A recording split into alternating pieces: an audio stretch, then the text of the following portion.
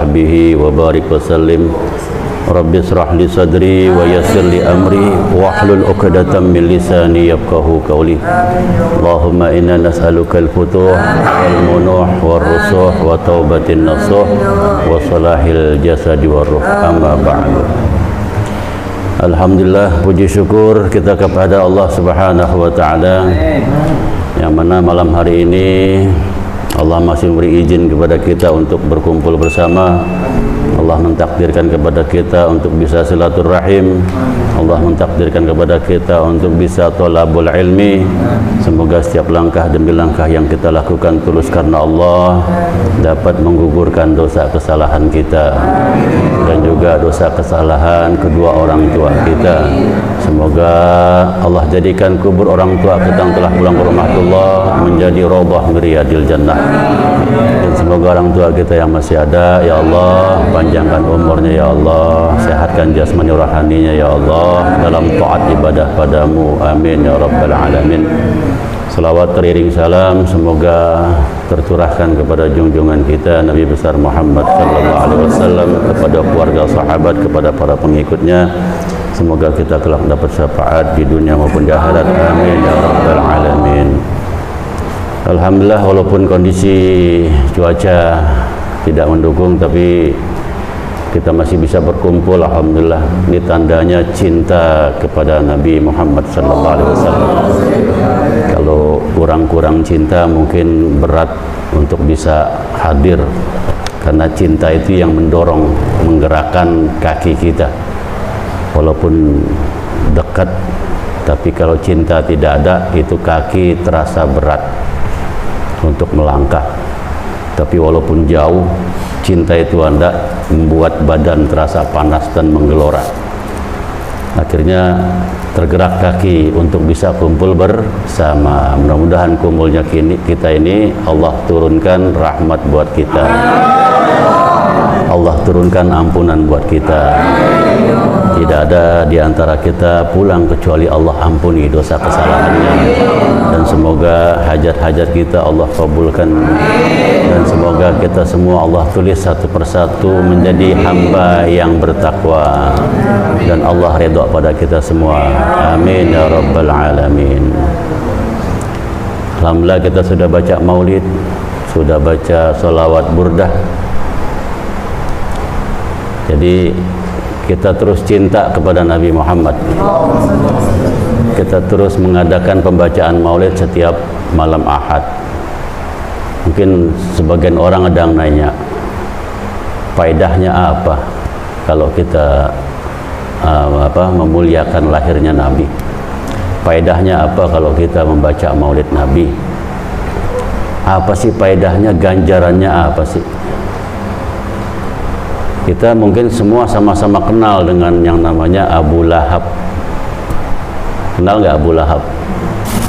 Kenal? Nggak kenal? Ya pasti kenal namanya, cuman nggak kenal orang. Tapi Abu Lahab dari zaman ke zaman ada. Walaupun di zaman Nabi, zaman sekarang juga ada Abu Lahab yang lainnya. Yang nggak cinta sama Nabi, yang benci sama Nabi, yang nggak suka dengan sholawat, yang lain sebagainya. Jadi tetap yang namanya Abu Lahab, sifat-sifat Abu Lahab ada. Nah, di zaman Rasulullah Abu Lahab bagaimana nggak bengis? Abu Lahab itu luar biasa, itu sangat benci dengan Nabi Muhammad. Perjuangan Nabi Muhammad dibenci, menyiksa umat Islam, menyiksa Nabi, mencaci maki, memfitnah, menjelek-jelekan, mencemoohkan. Tapi di dalam riwayat, saudaranya yang bernama Sayyidina Abbas. Sayyidina Abbas ini pamannya Nabi juga. Jadi Abu Lahab juga pamannya Nabi. Jadi Sayyidina Abbas pun pamannya Nabi. Ini Abu Lahab meninggal dunia. Setelah meninggal dunia, nggak ada Abu Lahab. saudaranya Abu Lahab yang bernama Sayyidina Abbas ini mimpi bertemu dengan saudaranya. Jadi Sayyidina Abbas ini mimpi bertemu dengan Abu Lahab. Sayyidina Abbas ini nanya kepada saudaranya, "Wahai Abu Lahab, kondisimu gimana di sana?" Apa jawab Abu Lahab? "Wahai saudaraku Abbas, aku ini sangat tersiksa, sangat menderita, sangat terhina, siksaan luar biasa aku dapati. Tapi wahai saudaraku Abbas, kalau datang hari Senin itu aku dapat keringanan dari Allah. Yang tadinya siksanya sangat pedih, sangat dahsyat, tapi begitu masuk hari Senin, aku dikasih kesempatan sama Allah untuk minum sedikit, sehingga dapat membantu ngurangin siksaku." Kata Sayyidina Abbas, "Wahai Abu Lahab, kok bisa seperti itu? Padahal kan kau meninggal dalam keadaan kafir, tidak beriman pada Allah, tidak beriman pada Nabi Muhammad. Kok bisa Allah meringankan siksamu? Kok bisa Allah berbaik padamu? Memang amal apa yang kau perbuat sedangkan kau mati dalam keadaan kafir?" Kata Abu Lahab, "Wahai saudaraku Abbas, kamu ingat tidak di saat keponakan kita yang bernama Muhammad bin Abdullah, ya, di saat keponakan kita yang Muhammad bin Abdullah lahir, aku pernah bahagia diberi kabar oleh budakku yang bernama Su'aibah. Dengan kabar itu aku bahagia lahirnya Muhammad bin Abdullah.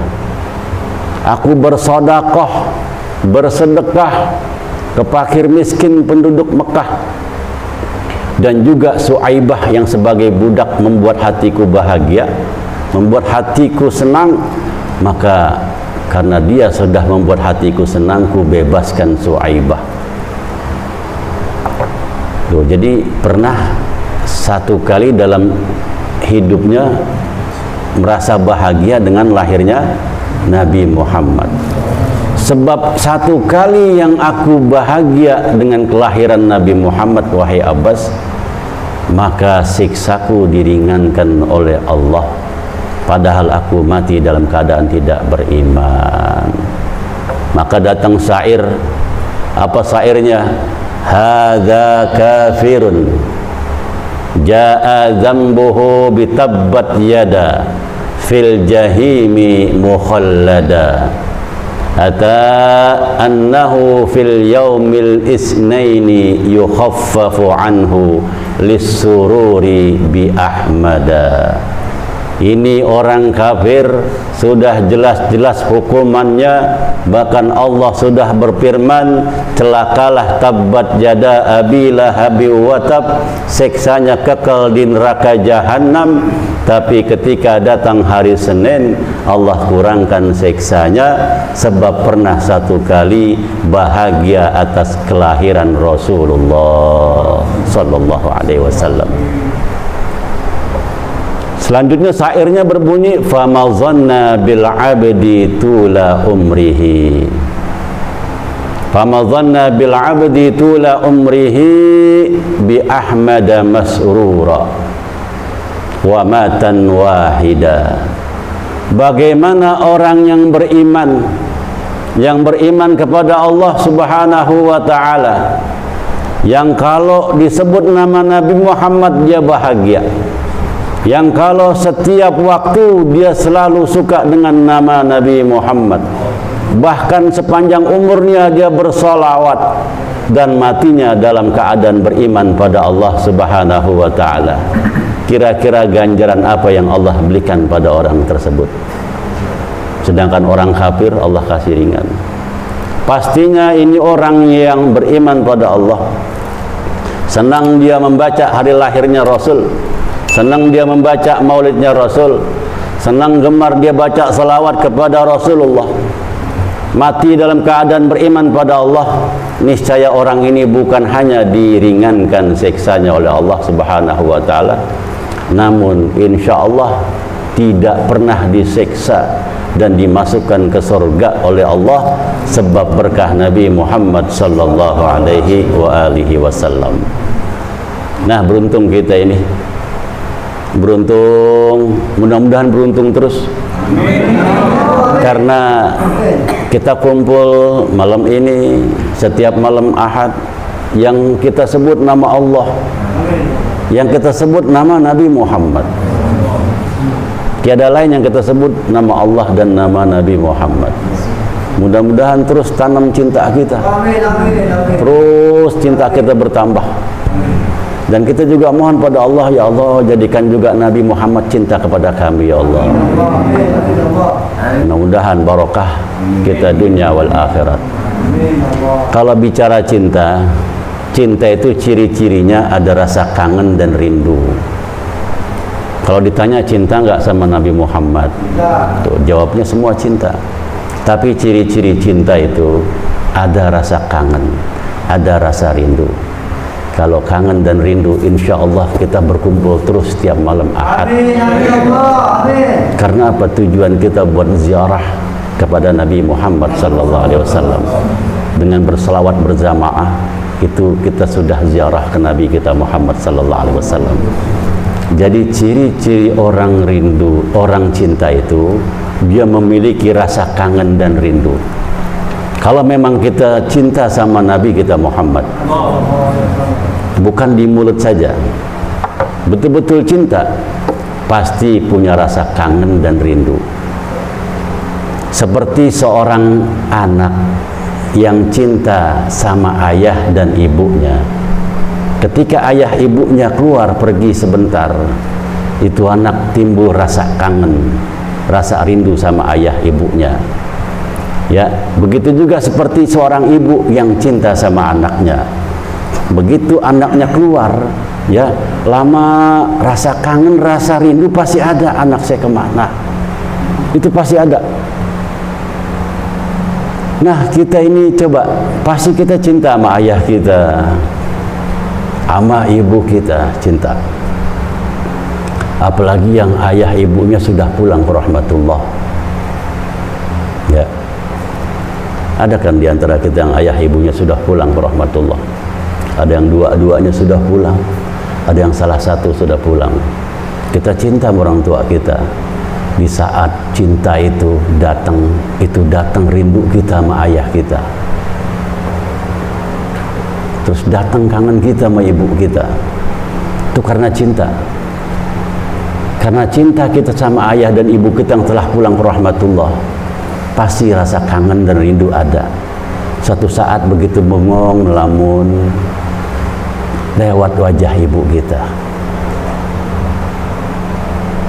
Coba yang udah pulang ke rahmatullah orang tuanya, lewat wajah ayah kita. Nah, itu kangen. Begitu di saat kangen gitu, lantaran kita cinta sama ayah ibu kita, pasti air mata kita keluar. Itu tandanya cinta. Ke ayah ibu kita aja kita bisa ngeluarin air mata karena kangen.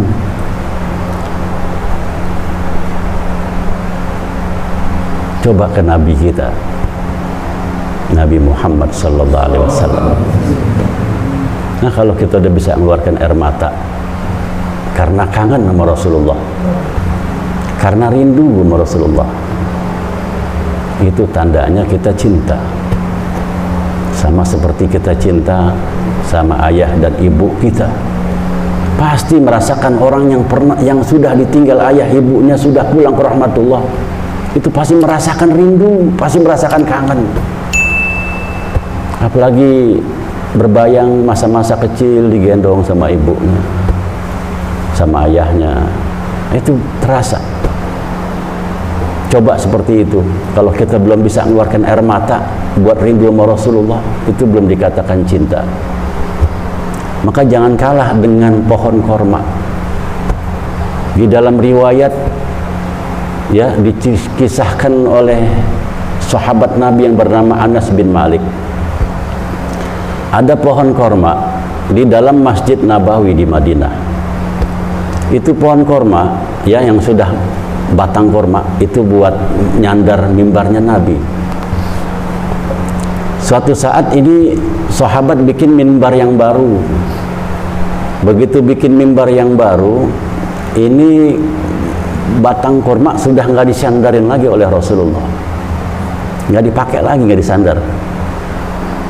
Nah, diriwayatkan oleh Anas bin Malik ya, dan diriwayatkan oleh Imam Bukhari. Ini bukan khurafat, ini bukan cerita tahayul, ini bukan cerita dusta.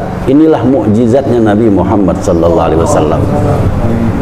Di saat Rasulullah masuk ke masjid, ini Rasulullah ngelewatin batang korma ini. Batang korma ini dilewati, Rasulullah langsung naik ke mimbar. Begitu Rasulullah naik ke mimbar, Rasulullah langsung khutbah. Begitu khutbah, itu satu dalam masjid semua dengar tangisan.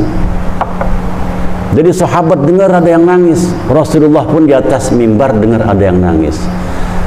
Ternyata yang nangis apa? Batang pohon korma. Batang pohon korma yang sudah nggak disandarin lagi sama Rasulullah nangis. Nangis apa? Karena rindu sama Nabi Muhammad. Nah, batang korma aja rindu sama Nabi Muhammad.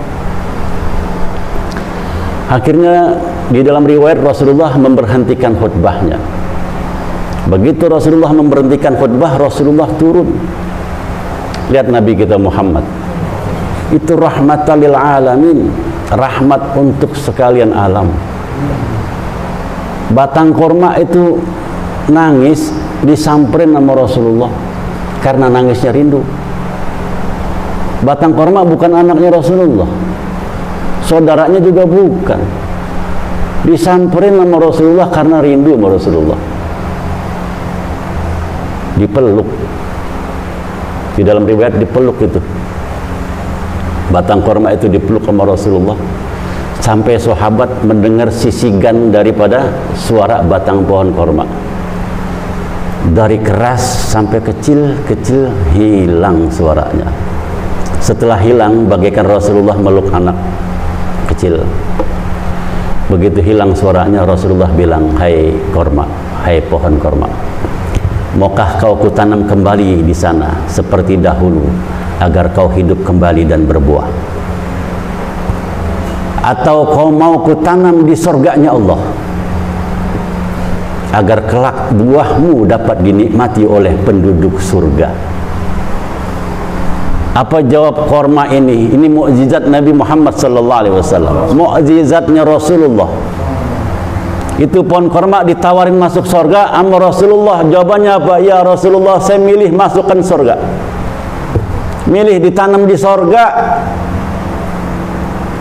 Lihat pohon korma rindu sama Rasulullah, nangis disamperin sama Rasulullah, diajak ke surga.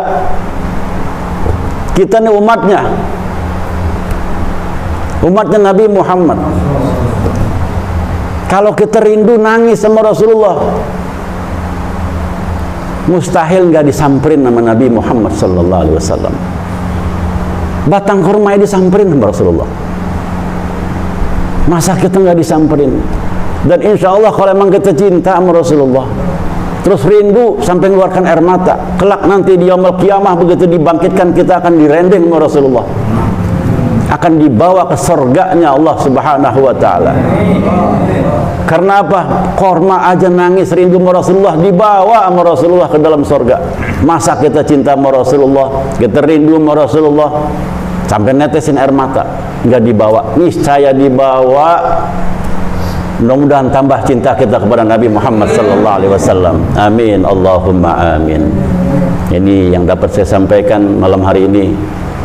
Mudah-mudahan tambah cinta kita, perbanyak baca sholawat, perbanyak baca sholawat, agar wajah kita itu dapat cahaya daripada kita yang baca sholawat itu, supaya terang hidup kita, supaya wajah kita juga dapat nur cahaya dari sholawat, supaya hidup kita terarah supaya kita selamat dunia wal akhirat.